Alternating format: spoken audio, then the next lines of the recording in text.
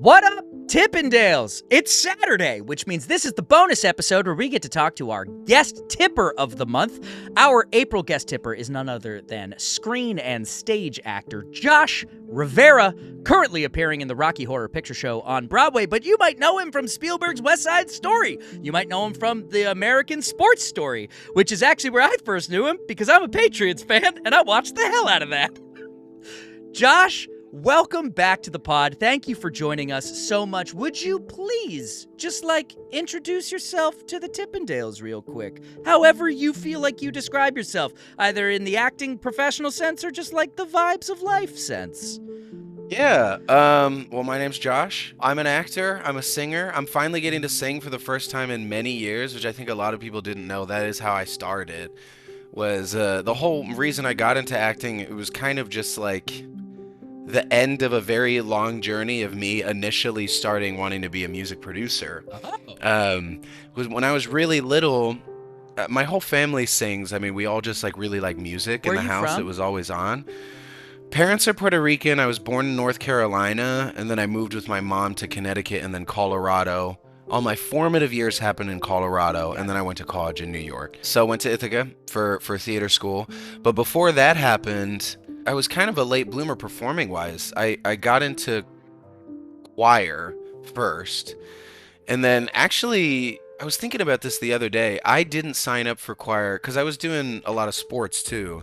I played a lot of football, I wrestled, I did track, and choir had a lot of extracurricular commitments, and I think that I also had this assumption, I think because of media, that choir was lame. And yeah, dude. It wasn't what I was supposed to be doing if I wanted to be cool. So I didn't sign up for choir my sophomore year, but my choir teacher put me in choir anyways. So I had to go. Or else I would get a slip. I'd get in trouble if I didn't show up. So I showed up and I was like, I didn't sign up for choir. And she said, yeah, but you're doing choir. What's that human's name? Shout out to this human. Janice. Shout out Queen. to Janice. You nailed it. She's the best. And that ended up being the first year that I did solo performances for people, and I got some solos in choir, and I got really into performing on stage. And then the following year I ended up quitting football and I joined the school musical. It was Les Mis that year. That was the first musical I did. I did Annie in 5th grade. Yeah, hell yeah, I was you Rooster did. Hannigan. Yeah, hell yeah, So I you guess did. that was my big deep dive. But the first musical I did as a sentient person, I think, was Les Mis. Yeah, so I got really into that. I had terrible grades. And the only reason why that matters is because I was applying to schools, and the only schools that gave me money, scholarship money, were performing arts. So that ended up making the decision a lot easier for me. And then it also was good incentive for my mom, was like, well, yeah, I mean, they gave you money, you should go. Yeah, so I ended up going to Ithaca for musical theater. And that was just I kind of always assumed that my end game was being a usher, singer, dancer, pop star kind of thing. Yeah. That's what I really wanted. But then I just started doing more straight acting while I was in school. I realized I really liked acting. And a lot of my voice isn't, I don't want to get down on myself. I think I have a harder time singing show tunes. Just because my voice has a little bit of rasp. I grew up singing rock and R&B and stuff like that. So there wasn't a lot of show tunes that really drew me in. So that also was kind of why I mostly acted anyways. And that's what's really nice about being part of Rocky is that's a rock show. It feels like a rock show when we're doing it, which is a lot of fun. So anyways, yeah, I got an agent out of college, fortunately. And she managed to get me an audition for Hamilton, and then that was the first national tour, so I joined that as an offstage standby. I covered 3 roles. I covered the Sons of Liberty, so for those who don't know, that's Lawrence, Philip, Lafayette, Jefferson, Mulligan, Madison, those tracks. And I did that for 2 years, and then they were doing auditions for West Side Story, I auditioned for that while I was on tour. I didn't hear about it for like 7 months, so I kind of completely forgot. And then like 7 months later, I auditioned for Bernardo initially, and then 7 months later they were like, "Do you want to come for Chino?" And I was like, "I sure." And then they just had me do the Bernardo sides for Chino, which I thought was funny That because I is was like funny. sort of polar opposite energies there. I don't know what the joke that I always make is like I did it and they were like, "Yeah, this guy's Chino." Which I'm like, I wonder if Steven just watched that tape and was like, "Yeah, no, this kid's a dweeb. This kid's a nerd. You can't hide it from me. This He's kid's a working nerd." so hard to be cool, and he is not. So whatever that decision making was, I'm not complaining about it. That was my first film I ever did, which was That's insane. a bonkers first film. It was so terrifying. Like, not the experience itself, but like the idea of it to me felt so colossal and like I I I don't know. It was difficult for me to fathom that it was happening. But then a lot of the people on set, it was their first movie too, so it kind of made it. I was in good company, I think. Um, and that was a super educational experience. And yeah, something funny happened after that, where that was in 2019 that came out. I think we filmed in yeah, we filmed early. No, it came out in like 2021, but Yeah, we you filmed it in filmed in 2019. 2019. What I will say is I remember finishing that movie and being like, I made it. I'm Hollywood now, baby. I did it. Smooth sailing from here on out. And for those of you who don't know, the acting industry doesn't really work that way, but I No. didn't know that at the time. So I was spending money like I was already rich, and then I ran out. And I had to start bar backing because I didn't have any experience in the service industry, so I had to start at the bottom. Uh, That's very humbling. Yo, I just it was starred in the Steven Spielberg masterpiece West Side Story. Cool, it was grab this very dump bucket. it was very interesting because it premiered while I was working at that bar. Shout out to American Whiskey. Oh, I like that bar. Yeah, it's great. It's It's a good. nice It's a good place. bar. Everybody was good work environment. Everybody was super nice. It did feel too like as far as like my personhood goes, like my spirit, it felt like I was getting in hindsight, it's easy to think that. I mean, at the time I was like not feeling amazing about it, but in hindsight I'm like I think that was a really important thing in my life. I really do think that if that didn't happen, I would be such a insufferable person, I think. But I think it was a necessary humbling that happened. Um, it was funny. I was really getting into the red zone money wise, and I was like, man, you know what? Like, I did my best. I did a Spielberg movie. Like, that's way more than I expected would ever happen. Like, but I think I reached the end of the road. I think I got to call it, and I was gonna go just move back to Colorado, and learn how to program, something like that. A lot of my friends were pivoting to tech, and it seems like they're making good money. And then about 2 weeks before I was meant to move, I auditioned for Hunger Games, Ballad of Songbirds and Snakes. And it was funny. I think that I hadn't read the book, and I think that helped me out a lot Sure. because apparently the character Sejanus, I think a lot of the reads they were getting were like very like meek and like I mean I don't want to down anybody who auditioned, but I think that it was like a different kind of approach uh, that I didn't take because I didn't know any better. Sure. Because it was funny. I remember like reading the book after I booked the movie and being like, I'm glad I didn't read this because if I did read it, I would have approached the character completely differently. Um, yeah, so then I went over to Germany. While I was in Germany, I met Nina Jacobson, who's a producer who also did American Sports Story, and then that's kind of how that ended up happening. I auditioned for that shortly after we finished filming, and then I ended up booking that. Yada yada yada. Actor strike. Baldur's Gate 3. Baldur's Gate 3, which we'll come back to. And yeah, I wasn't in Baldur's Gate 3, That's just true. for clarity. For I just clarity, got we really we play Baldur's Gate 3. I just played a lot of Baldur's Gate 3 during the actor strike. I platinumed it on my PS5 and Wow. got all the trophies. Oh, I did Whoa, everything in that game. that's bold. I did everything. And then it's funny. I'm really happy that I'm doing the show now, but last year was very slow. I think that like the remnants of the actor strike, it's sort of still getting to a place. The industry's in an interesting spot right now. And that's not even speaking to like the AI of it all, but on a lighter note, uh, it gave me the excuse to come back into theater, which I don't know if Sam knew this, the director of Rocky, but I'm obsessed with that movie. Like that's been one of my favorite movies for a very long time. Like I'm really, really, really into that movie. So as soon as I got the email with the subject line Rocky Horror Broadway, I just responded, "Holy shit," which is unprofessional, Who but I cares? was very, very geeked out about it. Um, and man, I really fought for that thing. I was like, as soon as I even got the audition request, I stopped eating carbs.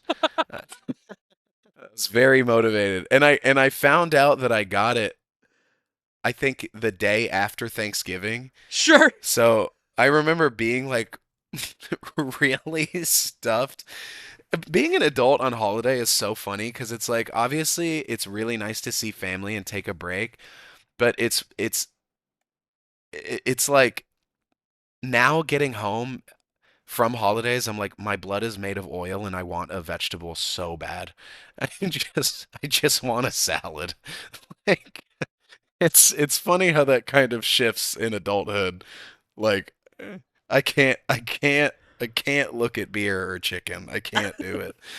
I will say, Yep. last year in order to keep myself from going crazy, because I just had a lot of downtime, I picked up a ton of hobbies. Sick. So I got into drums. I'm learning how to drum right I now. was I'm gonna taking ask you I'm about the book taking behind your head, so yeah, thank you for bringing it syncopation. up. Syncopation for the modern drummer. I'm like 3, 4 months into it. I started last like I maybe November or September. But yeah, my drum teacher's name is Ruby. She's great. Shout out to She's Ruby. We've got Ruby's the Janice, we've got best. Ruby, music teachers. Let's go. And then what else? I learned how to knit. Wait, let me see if I have it Learned laying how to around here. knit. The Renaissance man. I made a blanket. Yo! It doesn't look great, but it's mine and No, I that's made it. sick. Look at this. That's sick. Covers took me like 3 months, dude. Yeah, dude. This thing, Oh, yeah. we're wrapped up and cozy. All right. We're going to dive through a few of the things we just talked about here. And we're Let's going to do it. go back to Colorado High School, right? We're Mm-hmm. playing football. We're doing chorus, choir. We're Mm-hmm. not getting good grades. Sidebar, have you yet watched The Rise and Fall of Reggie Dinkins on NBC? It's the new No. Tracy Morgan, Daniel Radcliffe TV show. It is my favorite show on television. I am telling everybody to watch it. It's the funniest thing I've seen in years. Tippendales, go check out The Rise and Fall of Reggie Dinkins. It's so good. But anyway, what you just described with football or choir is quite literally the plot of the most recent episode for Tracy Morgan's son. And Very nice. I want to know, what was the moment in your brain where you made the flip? Why did you decide that it had to be either or rather than, both? It's really romantic and spectacular to say I quit football for the musical because I couldn't do both, but I could do both. I just realized I kind of didn't want to do football Yeah. anymore. Um, because like both require a lot of extracurricular time. And football is just I knew that I was getting the feeling like going into my junior senior year I was like I don't think I'm gonna go to college and play, or at least like I was okay at football, but I wasn't. The people who were serious about it were like, man, they had it like 75 to 100 pounds on me, Yeah. and they were just as fast, if not faster. Like there was some intense guys there, and props to them. I think when I was a freshman, this guy Kenny Bell was our running back. I think he ended up playing for the Baltimore Ravens for a little while. I don't know if he still is, but like it was a good program. One that I couldn't step up to what they were asking for. I used to be I was a bit chubbier when I was younger, And I remember joining football and I could see my abs for the first time and I was really excited. And then my coach, because I was a lineman and I was a defensive linebacker, and my coach was like, "You're way too light. We need you to be eating. You need to gain more weight." And I was like, "I quit." Vanity won out immediately. So, I think in some ways it was preordained. I think that eventually I was going to be a performer with that kind of mindset. But I think that a couple things happened. Among those being I was realizing how much I enjoyed being part of a company, like being part of a cast. Um, and I got like a taste of that because we did this thing called Pop Show at our school. It was like a talent show, but it was mostly musical numbers, and a lot of it was like pop songs, and there was like themes, and everybody auditioned their act, and we made a show out of it. And that was my first time I ever performed. Some of my the guys that I'm doing a D&D campaign with, they're all musicians. We all went to the same high school.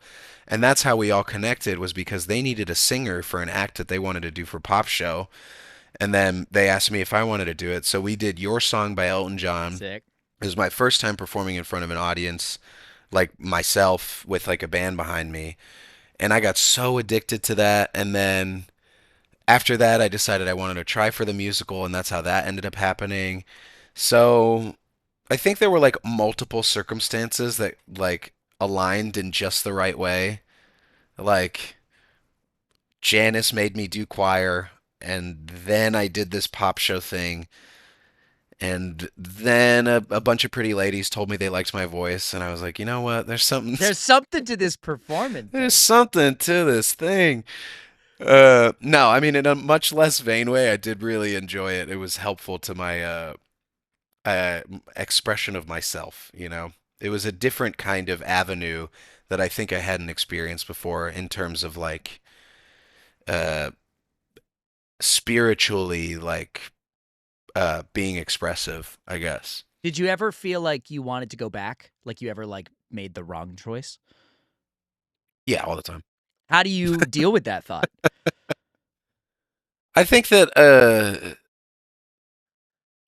that's just like a normal human thought that everybody has about anything. I know that no matter what I do, because I think about this with things that don't have to do with my career, of just like I could have always done something different or something better or something worse, or I don't know. I'm trying to come around to just like life is just life and it happens to all of us, and like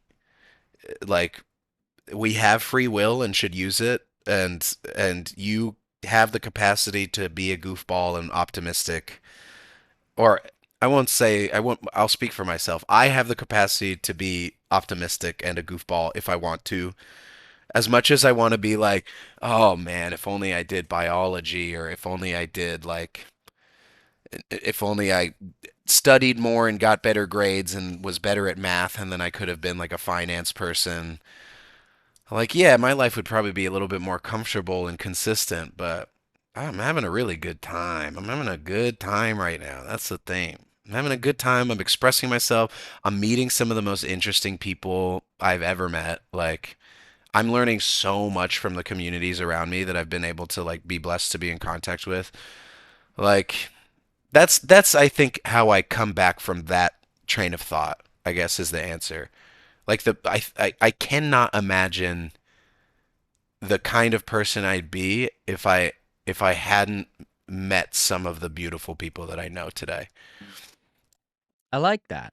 When did you begin the nerd process? Was D&D a high school thing? Is it a thing you found I've been a later? nerd since I was a baby, dude. I What kind of was nerd do you identify as? Like, what's your inroad? first I was a Star Wars nerd. Great. And then I was when I was very young, that's not true. First I was a Mario nerd. We had a Super Nintendo in our house and I Sick. got really good at all the old Mario games. Sick. And then I was a big Legend of Zelda nerd, and Which then I one? was a What's your Final Zelda? Fantasy. Ocarina was my first, but now in hindsight, I have the most admiration for the artistic direction of Majora's I could Mask, kiss you on the and I mouth. think That's pound the for right pound, answer.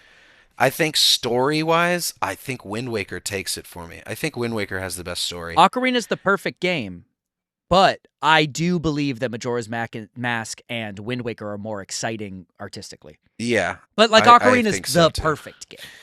Ocarina's for everyone. Yeah, I it's the think that's Into a the good Woods like. if we're in the Sondheim math. Yes, that's a really good comparison. Um, and then so first it was like video games, and me and my family always played board games too. So it makes Ooh, sense that I got really into D&D yeah. later on. Are you still a board gamer to Um, this day? I love board games. That's like my dream night out is a night in, to be honest. Mm. Like like Clip that. I Hey, oh Tippendales, yeah, clip that. Chat chat, clip it, clip that chat. This is crazy. is Um, crazy. but yeah, like I love like a this is my favorite. Just getting like 6 or 7 folks. Everybody comes over, like we all Bring a six get pack. It's way just cheaper than having a beer at a bar. that's right. Instead of spending $80 in an Uber ride home, we get to all just get just the right amount of sauce and like do bits and play board games. Yeah, it's the best. Like that's my favorite. I think I became a nerd in a lot of different areas. Probably it had something to do with like searching for an identity Sure. to like cling on to. Because I think because I moved around so much, like I didn't have a group of friends for a very long time. Mm. That was up until like these folks that I still play games with now have been my friends since high school. But before that, I think I was just looking for anything, and my avenue of that was like big just nerd culture. I loved it. Were I don't you know. loud and proud about it, or were you like a hide it in the I was shadows? no, I was pretty loud and proud about it, much to my own chagrin, just because I can think of several different moments of like my loud and proudness that keep me up at night a little bit. You ever have those? You ever remember Yes. something you said or did and was just like, ooh. Yeah, so I got plenty. Well, so But yeah, I've been a nerd for a long time. well, and so then you come out of high school, nerd in high school. I was curious about that. You end up at Hmm. Ithaca. Shout out to the Bombers. Let's go. Well, let's go. Good 4 years. Did you find the transition into college, like high intensity performing arts school, an easy transition? Did like the sports background help? Did it harm? Like where did you find yourself in that 4 years? Very like fish out of water or very like jump in 2 feet? I did feel like a fish out of water because a lot of the people there, they went to a lot of the same like camps, and like there was like I mean the theater community in like Jersey is so huge, and there was a lot of people who like did a lot of the same Frenchwoods rep and theaters and yeah, stage stuff like that. door. Yeah. Stage Door I think was the big one. And I didn't do any of that. I just did a couple musicals in high school and was like, this is fun. Uh, so I felt like there was I don't know the word exactly. It's not quite etiquette. There was like a personality type that everybody shared that I felt left out of a little bit for a while. I ended up getting really chummy with a lot of people in the acting major just 'cause like I didn't know a lot about musicals and like show tunes and composers and the history of Broadway, like, and I hadn't seen a Broadway show. I had only been to New York for unified auditions. Sure. Like, I really didn't have a lot of experience with it. So there were definitely a lot of moments where I was like, "Oh my gosh, I might be way in over my head." Like, uh, but you know what's funny is in hindsight, I think feeling that way probably helped me out a lot in the pursuit of exploring myself and like figuring out how to express things. I think like the most unique people with the right attitude make the best performers. Like having an emotional well and like self-awareness to draw off of is so huge. And I do feel like my life being so all over the place has served me a lot. Um, How do you keep the pieces pulled together? Like, how do you not drift off too far into one and lose some of the others or whatever? Like, how do you kind of keep it on the same path? Barely, I guess, is the answer. I don't know. I'm just growing all the time. I'm just letting myself be whoever I feel like I am that day. Um, I don't know that I ever intentionally. I used to journal a lot. I actually need to start journaling again because I went back and read one of my journals that I kept. I had this big fat one that was like over the span of like 10 years.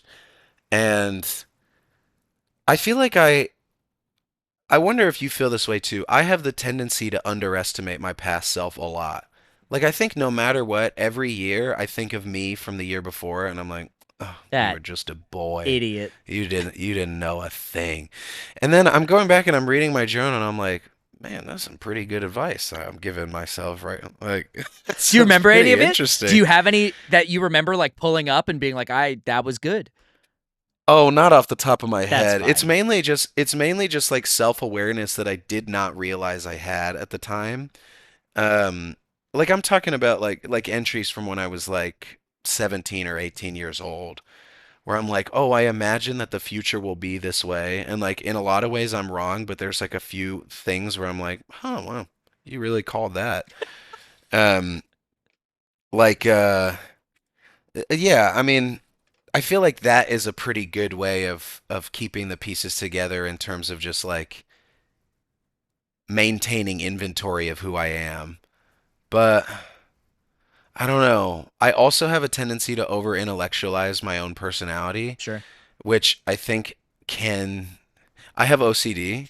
I found this out like a couple years ago.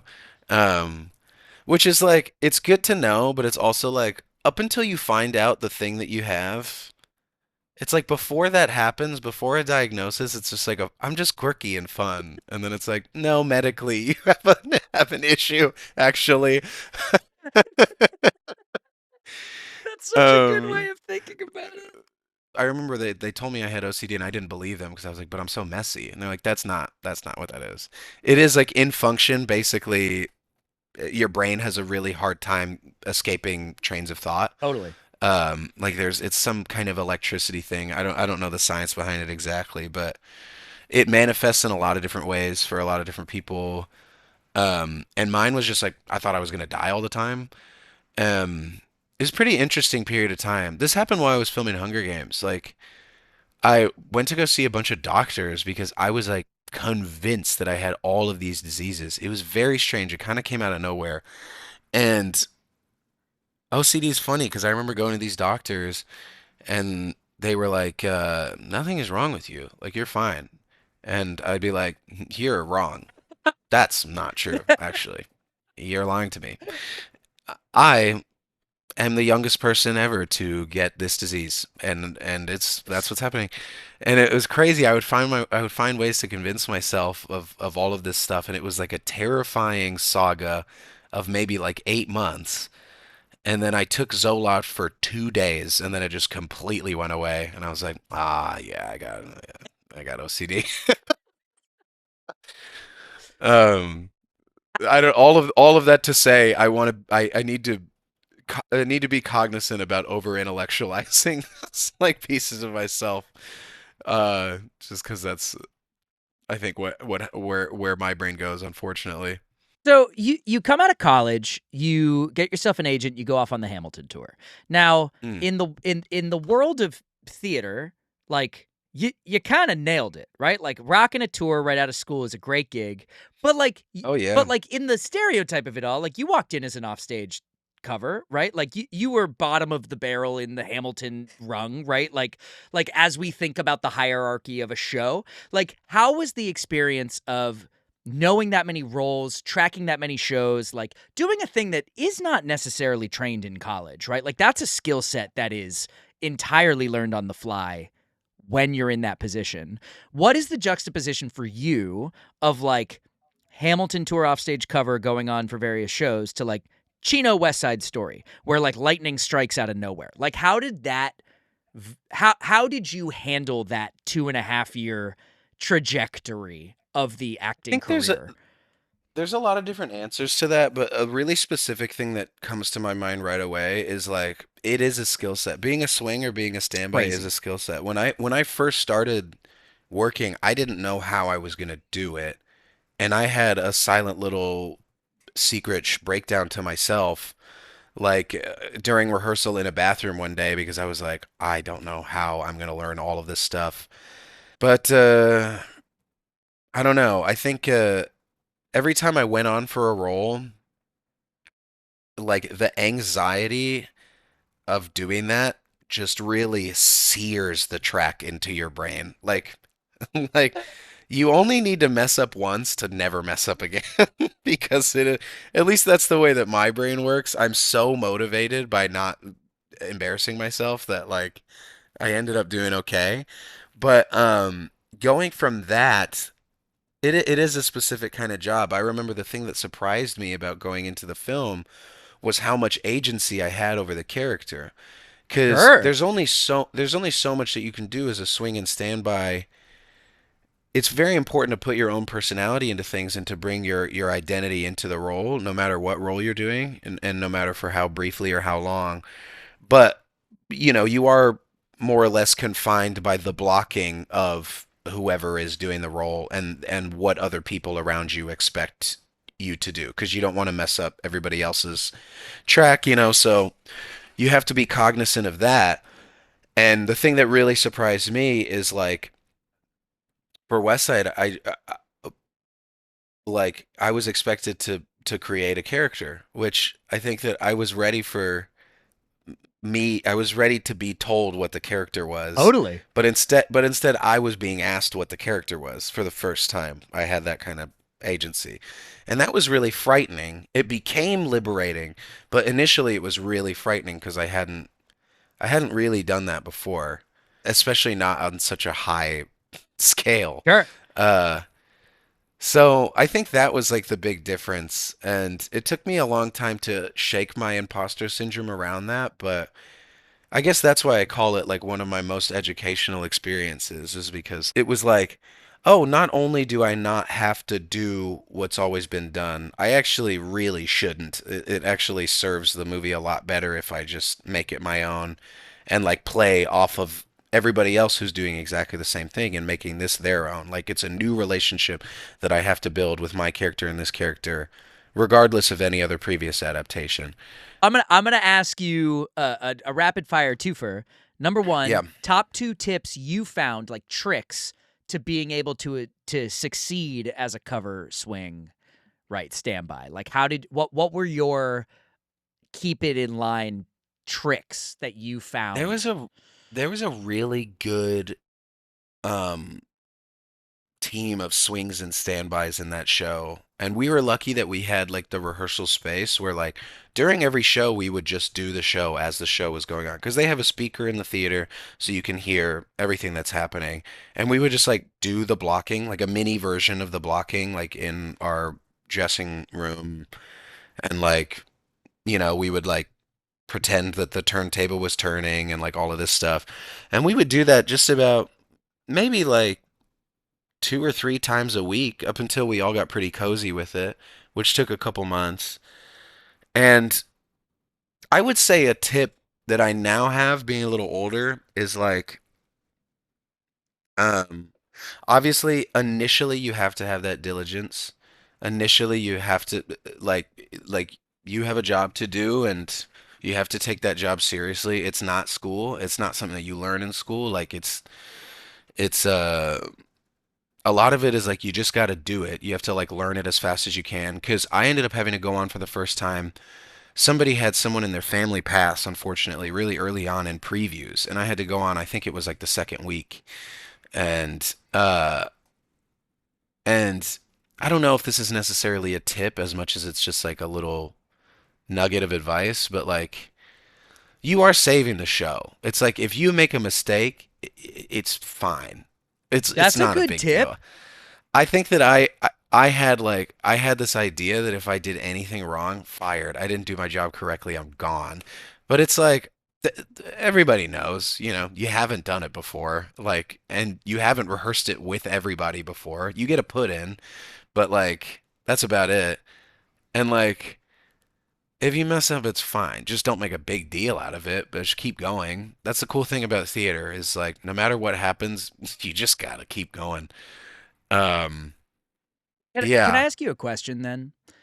Hmm. There's a version of this industry where someone goes from BFA in musical theater to national tour to a Spielberg film to Hunger Games to starring in a Ryan Murphy show to their Broadway debut, and like completely loses the plot of who they are because they're now just in the like entertainment industry grind on the upward trajectory. Like, how do you stay grounded to you in that path? Right? Like, how did you hold on to you through like what is truly a baptism by fire that early in your career, frankly? I give all credit to people around me. I think I'm really susceptible to energy from others because of that. I think initially I'm quite shy. It takes me a bit of time to open up to people because like I just am I'm just receptive to the energies that are around me. And I have all that to say, I give a lot of credit to the people around me. I think I've just been surrounded by really kind people and people who believed in me. And also all of my really good friends, I still keep in touch with them. And every Sunday I play D&D with my buddies from high school. I mean, I think that's the biggest one. I think for about like 5 or 6 years now, every Sunday we all check in and get together and play D&D. Or if one of us can't make it, then we all just play a video game online. And like that's how we catch up. We just chat about the week. And it's really, really nice and grounding because it's just like these are just like the dudes that we know everything about each other, and um everything doesn't feel so serious. I think especially because they're all so removed from the whole thing that like they obviously care about the things that I do, but they're not in it like that. I don't think they are. I have a Sometimes I get neurotic about perception and how I'm perceived online and stuff like that, because I don't have a lot of agency over that all the time. People can think whatever they want about me. I have no control about that, but I still care about it. And they help me care about it a little bit less because they don't care. So, I think that's really helpful. That definitely keeps me grounded. Holding on to people's hard. Do you have any tips and tricks for like holding on to people from your past? A game, a game. You got to do a game. You got to schedule a game. If you say, "Oh, let's have a call." Call is good. You can catch up on a call, but it's not a game. A game is a game, and that's fun. Everybody likes a game. You gotta have a game. I really think that's like that's what it is. I don't know. Just it's playtime. Um, Then now your final tip as we wrap up Josh Rivera. The yeah. 5 games people should consider as they try to give a reconnection group in their life. What are the games that you would recommend right now? All right. Dungeons and Yeah, Dragons hell off yeah. the bat. Hey, Hasbro, Encounter Party still exists, and we're shouting out Dungeons and Dragons on the pod. Boom, boom, boom.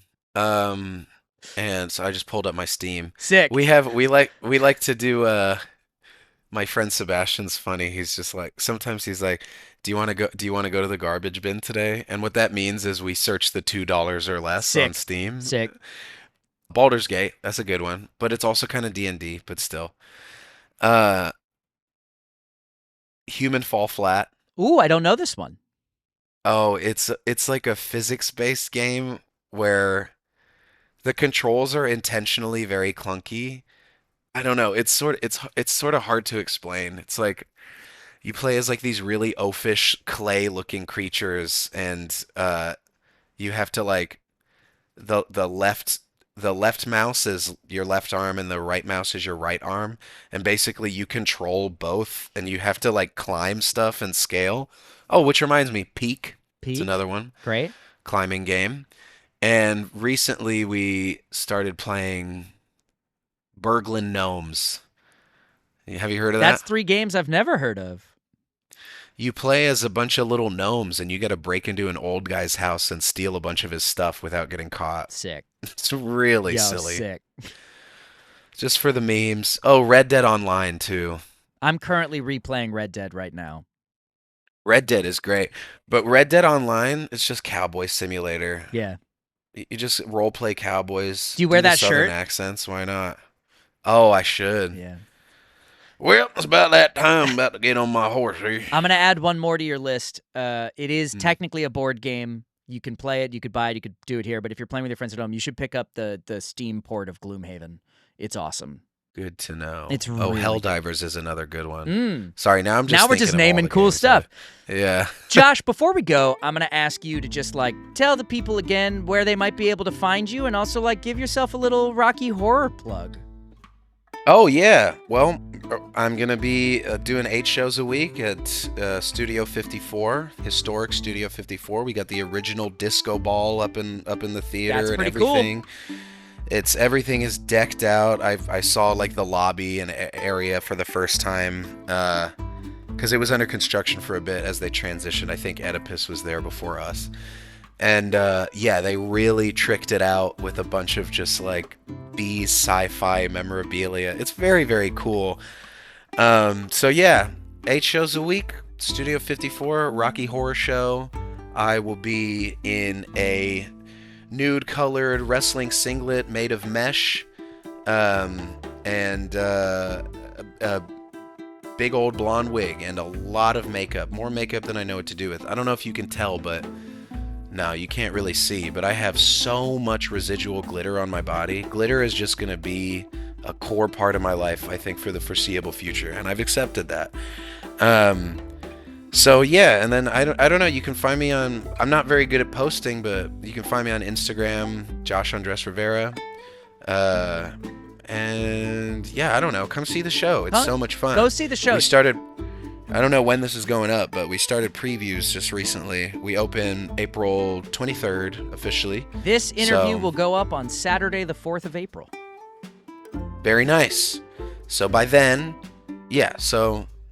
April 23rd, but we're doing previews right now, so you can still come see the previews. Come see the previews. Tippendales, if you go see the show, say hey to Josh for us. Tell him. Say hey. I stage door every day. Sick. Come say hi. Come say hey. Tell him that you found him from Daily Tips that may or may not help you. Identify yourself as a Tippendale. Please. Josh, I actually have one more question that I thought of while you were just saying that. You say every Sunday you meet up with your high school friends to play a game. Mm-hmm. Sunday is very famously a Broadway day. Are you going to move it to Mondays off?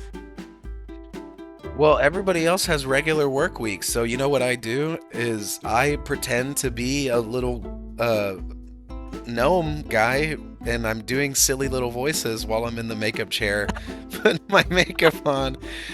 It's just so I warned the people helping me with my wig and makeup. I said, hey, I want you to know tomorrow's Sunday D&D day, and I'm gonna be coming in and I'm gonna be talking in fantasy lingo. And I believe right now I am a druid gnome, and I'm trying to incite a rebellion against the human race with a little kingdom of animals. And I stole spit from a rabid animal so that I could infect a group of humans with rabies to start my rebellion. So that's where we're at right now. The makeup artist did overhear me talking about stealing spit for a good 20 minutes, plotting how to steal spit from an animal. It's fun. So no, I'm not moving the day is the answer to that question. That is the best answer I could possibly ask for.